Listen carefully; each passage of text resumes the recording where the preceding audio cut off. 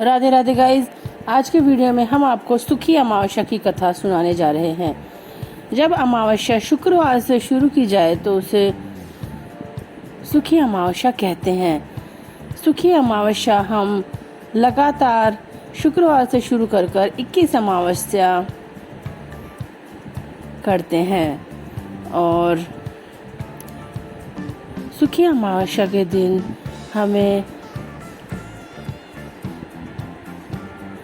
5 अमावस्या तक गेहूं का, 5 अमावस्या तक चने का और 5 अमावस्या तक चावल का, 5 अमावस्या तक मक्के का, मतलब जैसे हम 21 अमावस्या करते हैं वैसे हमें 5-5 अमावस्या तक किसी भी अनाज का दान करना होता है।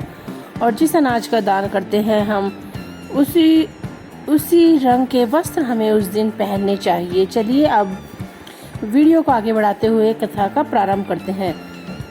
एक बार की बात है, एक नगर में एक राजा रहा करता था। राजा की रानी बहुत ही धार्मिक प्रवृत्ति की थी, बहुत ही पूजा पाठ और भक्ति भावना किया करती थी। परंतु रानी बहुत भोली थी और रानी ने सुखी अमावस्या भी की थी। और रानी के सामने ही एक साहूकारनी रहते थे। रानी की जो साहूकारनी थी उससे बहुत अधिक मित्रता भी थी। एक दिन क्या होता है कि साहूकार के घर से जोर जोर से रोने की आवाज़ आती है। तब रानी राजा से पूछती है कि महाराज, यह क्यों रो रहे हैं, इनके रोने का क्या कारण है। तब राजा कहता है कि जो सेठ है उसके पुत्र की मृत्यु हो गई है, इसलिए वे दुखी हैं, इस वजह से वे रो रहे हैं। तब रानी बोलती है, महाराज यह दुख क्या होता है, मैं तो नहीं जानती दुख क्या होता है। तब राजा चक्कर में पड़ जाता है और राजा बोलता है, तुम अपने कुंवर की मृत्यु पर दुखी होगी। अगर तुम्हारा कुंवर मर जाता है तब तुम्हें इस दुख की अनुभूति हो पाएगी। तब रानी क्या करती है, वो अपने कुंवर को छत से नीचे गिरा देती है, परंतु वहाँ बहुत सा कीचड़ होने के कारण कुंवर को कुछ नहीं होता है। रानी नीचे कुंवर को देखने के लिए उतरती है तो कुंवर उसको सामने से आता हुआ दिखाई देता है। फिर उस समय रानी को दुख की कोई अनुभूति नहीं होती है। तब रानी फिर से राजा के पास आकर पूछती है, महाराज बताइए ना कि दुख क्या होता है। अब राजा फिर से असमंजस में पड़ जाते हैं और वह कहते हैं कि जब मैं मृत्यु को प्राप्त हो जाऊंगा तब तुम्हें पता चलेगा कि दुख क्या होता है। और राजा की जो पास वाला जो राज्य होता है उससे युद्ध छिड़ जाता है। तब राजा कहता है, रानी मैं अकेले युद्ध लड़ने जाऊंगा और जब मैं मृत्यु को प्राप्त हो जाऊंगा तुम मेरे मृत्यु का समाचार सुनोगी, तब तुम्हें दुख की अनुभूति होगी। परंतु ऐसा नहीं होता है। राजा अकेले ही युद्ध करता है और जो पड़ोसी राज्य के सैनिक होते हैं वे डरकर भाग जाते हैं। राजा विजय होकर वापस आता है। तब रानी को दुख की कोई अनुभूति नहीं होती है। रानी का फिर से यही प्रश्न होता है, महाराज कृपया मुझे बताइए कि दुख क्या होता है। राजा फिर से चक्कर में पड़ जाता है। राजा कहता है, रानी हम गंगा नदी के तट पर जाएंगे और मैं गंगा नदी में कूदूंगा और जब तुम मुझे गंगा नदी में कूदते हुए देखोगी और मैं वापस नहीं आऊँगा क्योंकि मुझे तैरना भी नहीं आता है, तब तुम्हें दुख की अनुभूति होगी। तब वे ऐसा ही करते हैं। वे गंगा नदी के तट पर जाने की संपूर्ण तैयारी कर लेते हैं और रास्ते में जो भी ज़रूरत का सामान होता है वह ले लेते हैं।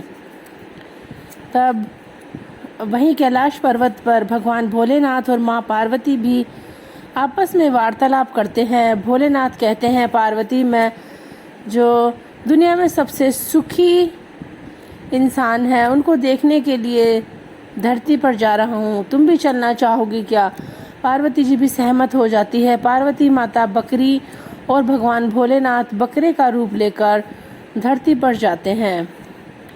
और फिर राजा रानी भी अपने कुछ सैनिकों के साथ गंगा नदी के तट पर जाने के लिए निकलते हैं, परंतु रास्ते में वे विश्राम करने के लिए रुक जाते हैं। तब जो राजा होता है वो कहता है कि मैं तुम्हारे लिए जल लेकर आता हूँ नदी से, और वह जल लेने जाता है। तब वहीं पास में ही शिव और पार्वती जी भी बकरा और बकरी के रूप में वार्तालाप करते रहते हैं कि यह जो राजा है, देखना अब गंगा नदी के तट पर जाकर गंगा नदी में कूदेगा, फिर भी इसको कुछ नहीं होगा, यह बच जाएगा, क्योंकि जो राजा की रानी है उसने सुखी अमावस्या की थी। सुखी अमावस्या करने से इंसान के जीवन में सुख ही सुख आता है, उसको दुख का कुछ पता ही नहीं चलता, इसलिए रानी को कभी दुख का पता ही नहीं चलेगा।